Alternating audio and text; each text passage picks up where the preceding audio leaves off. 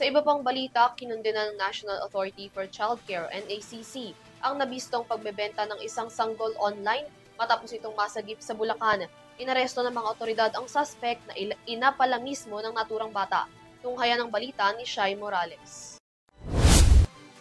Nasagip ng mga otoridad ang isang 4 na buwang gulang na sanggol na umano'y ibinenta online sa halagang 25,000 pesos sa isinagawang entrapment operation sa Marilao, Bulacan nitong nagdaang ika-5 araw ng Nobyembre. Makikita sa video na ito ang aktual na pag-aresto sa isang 39 anyos na babae na pinaniniwala ang mismong ina ng sanggol.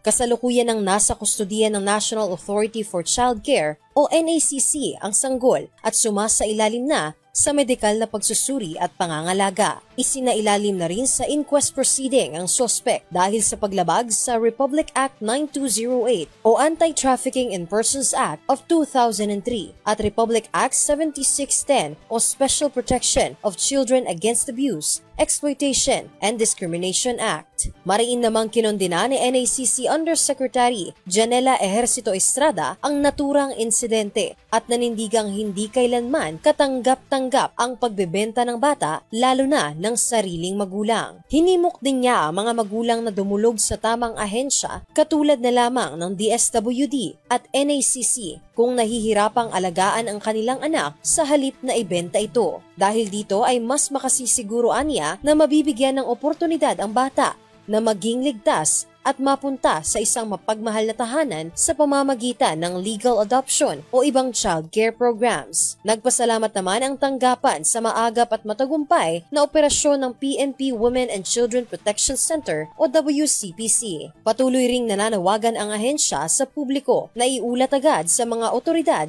ang anumang kahina-hinalang aktibidad na may kinalaman sa child trafficking o iligal na pag-aampon.